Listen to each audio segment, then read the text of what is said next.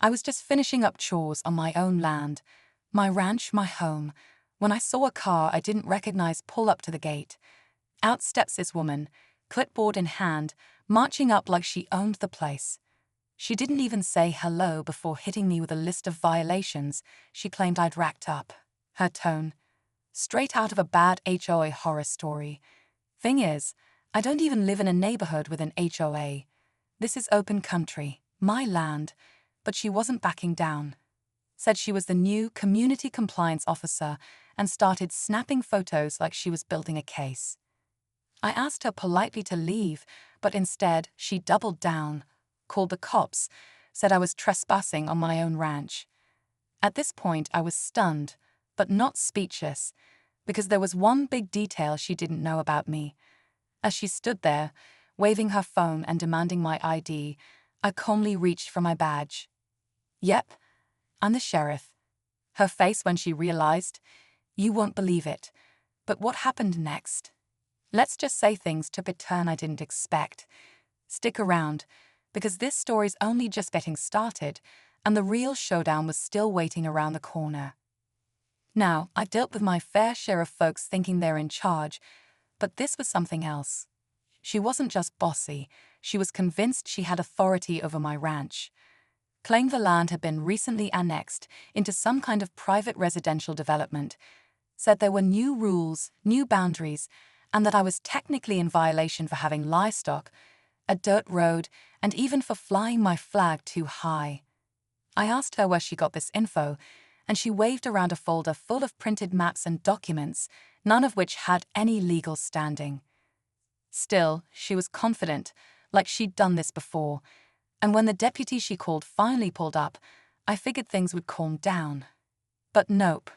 Turns out she'd filed a formal complaint earlier that morning, said someone was squatting on vacant HOA land. That complaint hadn't hit my desk yet, and the deputy didn't recognize me out of uniform.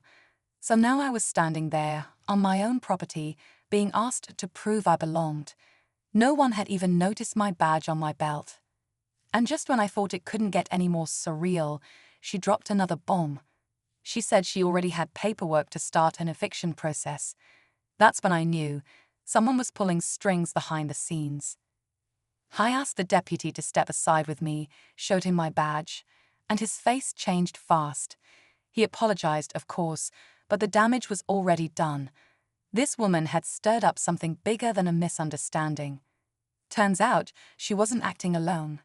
I did some digging later that day, and her name was tied to a private development group known for pushing property lines and bending rural zoning rules.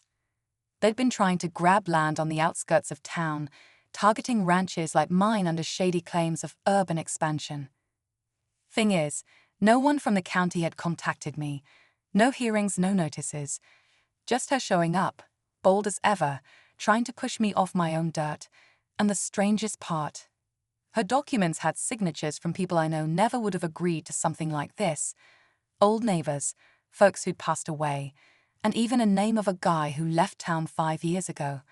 That's when it started to smell real bad. Meanwhile, word started spreading around town. A couple other ranchers mentioned seeing her too, snooping around fences, snapping photos, and handing out warnings like she was law. Only she wasn't. She had some kind of pull, though, because by the next morning, I had a notice taped to my gate, one with a court seal. That's when it got personal. That notice on my gate stopped me cold. It looked official, county seal, court language, even a scheduled hearing date. But something about it felt off. The case number didn't match anything in our system, and the signature at the bottom. A name I recognized, but not from any courthouse. It belonged to a private attorney who'd been circling landowners for months, offering buyout packages that most of us turned down. That's when it hit me. This wasn't just some rogue HOA Karen with a clipboard. This was coordinated. I called a few folks around town, and sure enough, 3 other ranchers had gotten the same notice. Different dates, same format. It wasn't just me. They were trying to scare all of us into giving up our land. The development group must have figured if they couldn't buy us out, they'd intimidate us into walking away. And that woman? She was the face of it, the so-called compliance officer with no badge, no jurisdiction, just enough nerve and fake paperwork to stir up fear. I decided it was time to push back, but smart. I stayed quiet, gathered every document, every interaction, even the footage from my trail cams that caught her crossing my property line without permission. But just when I thought I had everything ready, I got a call. Not from a neighbor, not from the courthouse, but from someone in my own office, and their voice was shaking. The call came in just after sunset. I stepped out of the barn, phone pressed to my ear, and heard my deputy's voice, low, tight with tension. He said someone had accessed sealed zoning files at the county records office, files that were only supposed to be available with a court order. And worse, my digital credentials had been used to pull them. According to the system, I had approved the land annexation myself. I felt my stomach drop. This wasn't just about my ranch anymore. Someone was trying to pin the whole thing on me, forge a trail that made it look like I'd signed off on the very plans I'd been fighting against. And if that stuck, I wouldn't just be evicted, I'd be discredited, maybe even stripped of my badge.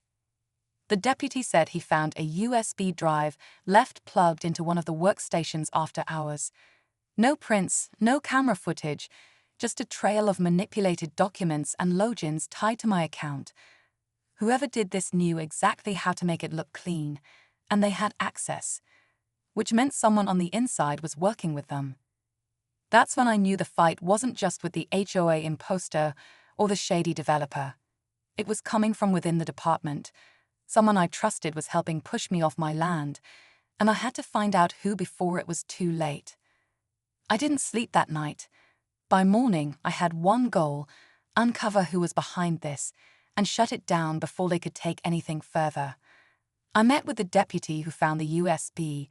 We went through the files line by line and found one clue they must have missed. A scanned letter with a digital signature, dated weeks before the annexation even started. It was addressed to the HOA group from my office. Only problem, I never wrote it, but the signature, it matched someone else's, my assistant chief. He'd been with me for years. Trusted, reliable. But when we checked the security logs, his login showed multiple after-hours entries, all around the same dates as the forged approvals. It made sense. He had access, he knew my routines, and he'd quietly been pushing me to take early retirement, said I'd earned the rest. Now I saw it for what it was. I confronted him that afternoon. He didn't deny it. Said he'd taken a deal from the developer, land, money, a position on their board. They promised to clean up the old way of doing things, make this area more marketable. His words, not mine. He figured I'd step aside quietly. Instead, I had my own deputy slap cuss on him. The court notices, all withdrawn. Her authority? Gone in an instant. The development group, under investigation. But just when I thought it was over, I got one last letter, this time from a law firm out of state. They claimed to represent the real owner of the land I've been living on for 20 years. I stared at that last letter for a long time. It claimed that decades ago, a sliver of my ranch, just a few acres near the south fence, had been tied up in a legal dispute never fully settled. Some old mining company had gone under, and now a distant heir was trying to revive a forgotten claim. At first, I thought it was just another scare tactic, but the documents looked real. Still, after everything I'd just been through, I knew better than to panic. With the help of a good lawyer and a deeper dig through county archives, we found the truth. Those acres had been cleared years ago and fully transferred in a sale to my late father. It was just one more loose end someone tried to twist into leverage, and it failed. But just when I thought it was over, I got one last letter, this time from a law firm out of state. They claimed to represent the real owner of the land I've been living on for 20 years. I stared at that last letter for a long time. It claimed that decades ago, a sliver of my ranch, just a few acres near the south fence, had been tied up in a legal dispute never fully settled. Some old mining company had gone under, And now a distant heir was trying to revive a forgotten claim. At first, I thought it was just another scare tactic, but the documents looked real. Still, after everything I'd just been through, I knew better than to panic. With the help of a good lawyer and a deeper dig through county archives, we found the truth. Those acres had been cleared years ago and fully transferred in a sale to my late father.